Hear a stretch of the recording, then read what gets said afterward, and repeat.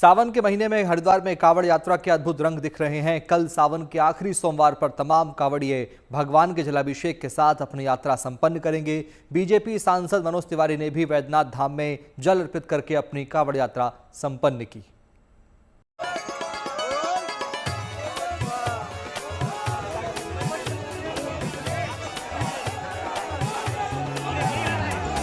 कांधे पर कांवड़, मन में आस्था और जुबां पर भोलेनाथ के जयकारे। बाबा वैद्यनाथ की नगरी में पहुंचे बीजेपी सांसद मनोज तिवारी पूरी तरह भक्ति के रंग में रंगे दिखे।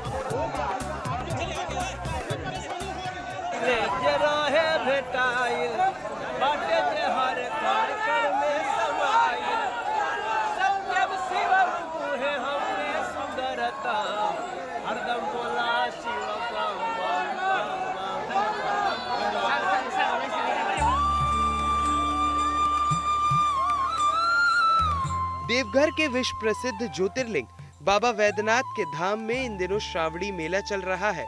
इस मेले में शामिल होने के लिए देश विदेश से लाखों श्रद्धालु इन दिनों देवघर में हैं।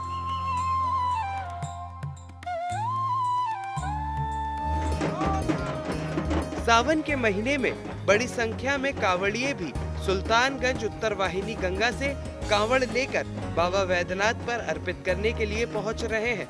बीजेपी सांसद मनोज तिवारी ने भी 105 किलोमीटर की कांवड़ यात्रा पैदल पूरी की और बाबा वैद्यनाथ पर जल अर्पित किया। नरेंद्र मोदी जी की सेवा शक्ति, सेवा विस्तार हो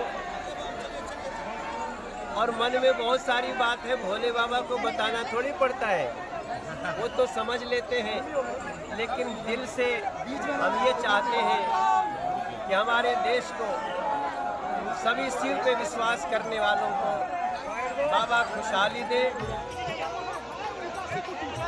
गोड्डा के सांसद निशिकांत दुबे भी झारखंड बॉर्डर से मनोज तिवारी के साथ कांवड़ यात्रा में शामिल हुए।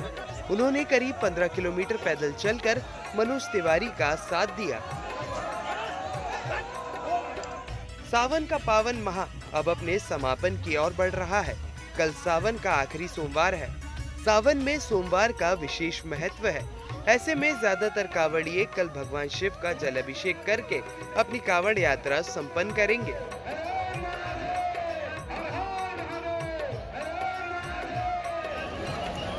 देवघर ही नहीं, हरिद्वार में भी कांवड़ यात्रा मार्ग पर भगवान भोलेनाथ की भक्ति के अद्भुत रंग दिख रहे हैं। बड़ी संख्या में कांवड़िए शिवालयों में जल अर्पित करने के लिए आगे बढ़ रहे हैं। कुछ कांवड़ियों ने अपने कांवड़ को बड़ी खूबसूरती से सजाया है। कुछ अनोखे कांवड़ ऐसे भी हैं जिन पर लोगों की निगाहें टिक जा रही हैं।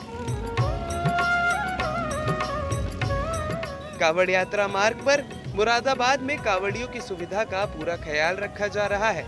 जगह जगह लगे कांवड़ शिविर में कांवड़ियों के खाने पीने और आराम करने का अच्छा इंतजाम है। और जैसे कि प्रशासन की अगर तारीफ करी जाए तो बहुत अच्छी है।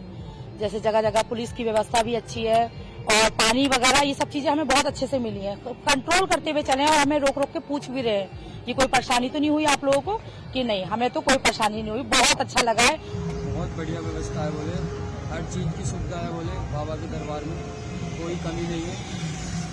तो कहाँ से हरिद्वार से भर के कहाँ जल चढ़ाओगे? ये बोले पंजाब चले तो दोनों जने साथ ही साथ आ रहे हो? हाँ जी, सेवादार हुआ। मुरादाबाद में सावन के आखिरी सोमवार पर हर साल बड़ी संख्या में कांवड़िए भगवान को गंगा जल अर्पित करने पहुंचते हैं। शिव भक्तों की इस भीड़ को संभालने के लिए मुरादाबाद प्रशासन ने खास इंतजाम कर रखे हैं।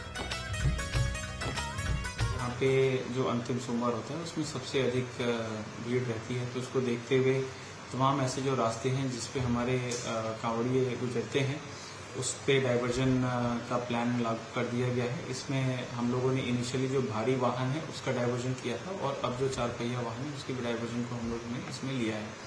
इसके अतिरिक्त मजिस्ट्रेट्स की और फोर्स की पर्याप्त तैनाती की गई है, वो अपने स्थलों पे हैं। जितने भी हमारे जो ऐसे भंडारे इत्यादि हैं उनका भी सत्यापन करके उनको वहाँ पे व्यवस्थित रूप से लगाने का प्रयास किया गया है। तमाम इसमें हम लोगों ने जो बिजली बिजली के तार इत्यादि हैं उस पर भी विशेष सजगता रखने के निर्देश दिए गए हैं। सावन में होने वाली इस कांवड़ यात्रा से शिव भक्तों की अनंत आस्था जुड़ी हुई है। मान्यता है कि पूरी आस्था के साथ इस कांवड़ यात्रा को संपन्न करने वाले भक्तों को भगवान शिव का आशीर्वाद मिलता है और भोलेनाथ अपने भक्तों की सभी मनोकामनाएं पूर्ण कर देते हैं। देवघर से शैलेंद्र मिश्रा के साथ bureau report, good news today.